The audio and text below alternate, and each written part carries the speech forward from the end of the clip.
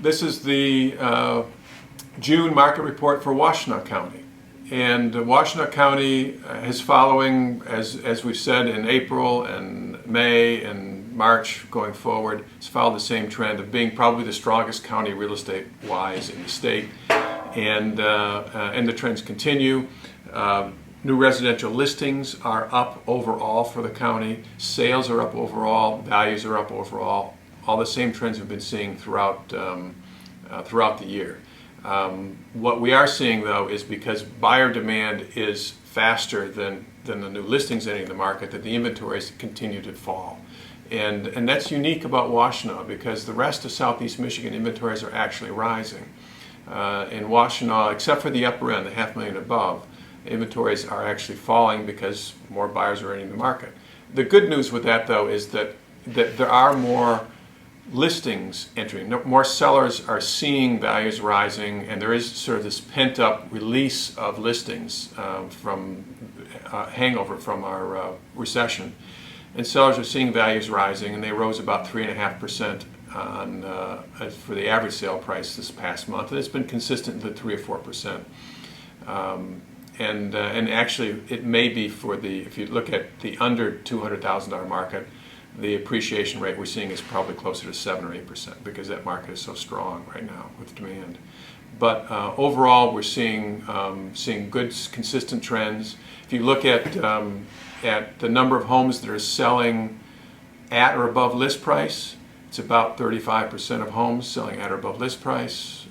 That's faster than it was last year, a higher percentage than last year.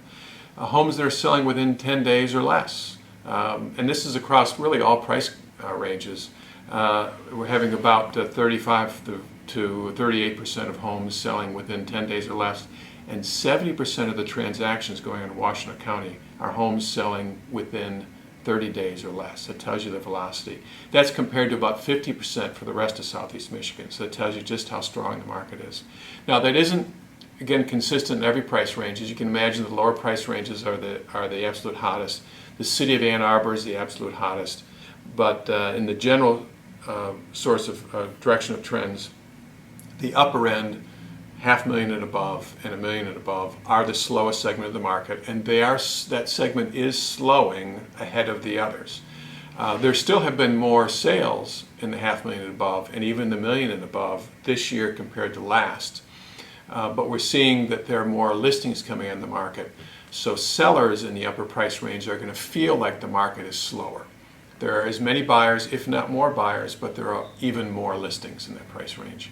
So upper end is going to feel slower, and in fact it is slower, which means values probably won't be rising as fast in the upper end as they are in the under $250,000 and maybe even under a $500,000 market. But it's still all good news, and trends are very good across Washtenaw County. The last piece of information, and we touched on it last month, and that is the changes coming up August 1st in how people apply for and get approved for mortgages. The acronym used is TRID, T-R-I-D, but it's the RESPA, TILA, which is Truth in Lending, and all the different forms that buyers filled out at the closing and for application for loans. Those forms are changing, and they're actually changing for the better. They're easier for consumers to understand and follow. But it also requires some time and disclosure time for borrowers to understand the process. So they have 3 days to, the lenders must get the information and the application back to the borrower within 3 days of providing information to the lender. And at the closing time, borrowers must get the closing documents from their lender at least 3 days in advance of closing, so they have time to look at the closing documents. All good changes for the consumer. But from the transaction standpoint, those changes probably will, at least for the balance of this year, cause some delays in the approval process for mortgages. So buyers and sellers need to understand that when they're going into a transaction, that there will be some delays. There'll be typically probably delays in getting the appraisals ordered, which will extend the approval process which typically approval processes are taking about 30 days now. That's sort of the general norm. You can add probably 10 days to that, so maybe 40 days there.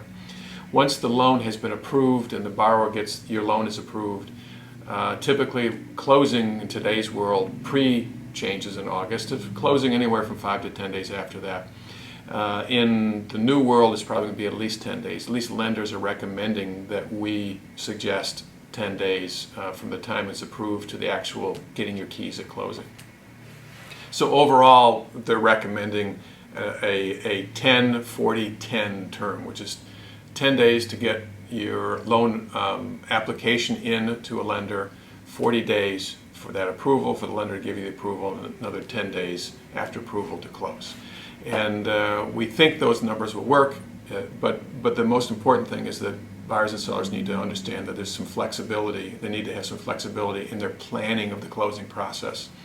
We're going to offer an addendum for buyers and sellers to use in the contracts that gives some extra time for that process, since that issue isn't something buyers or sellers have control over. We want to give them some flexibility there. And there are some things to keep in mind, particularly from a buyer standpoint and a seller standpoint to some degree in the process with these changes. One is, if you are buying a house, selling a house and buying another house, and typically that's called a back-to-back closing where you buy and sell the same day. We'd suggest, or it's been suggested throughout the industry, that that's something you try to avoid, because if there's a delay with the first closing, then that closing may have to be put off from anywhere from 1 to 5 days before it can close again. Of course, then the domino effect on your second close, then that falls apart too. So you want to have a few days between your back-to-back closings to give you time. If one slows down, then you've still got time to manage the second closing. The other thing to be aware of as a buyer standpoint is a lot of buyers set up their move-in day the day of or the day after closing. So the moving trucks are there ready to go. And it's been recommended to us that that's something you be very careful of and allow at least, they're recommending 10 days after the projected closing date. Set your move-in date at least 10 days after that, just in case that projected moving date gets moved, because at the time you're setting your moving van dates, you probably won't have come to closing yet, so you're going to have to sort of be guessing there. So we think 10 days guessing time will give you enough time to do that. So overall, in that process, just as a buyer and a seller after August 1st, and this is just for loan applications taken after August 1st, add a little patience to that process, and things will go pretty smooth.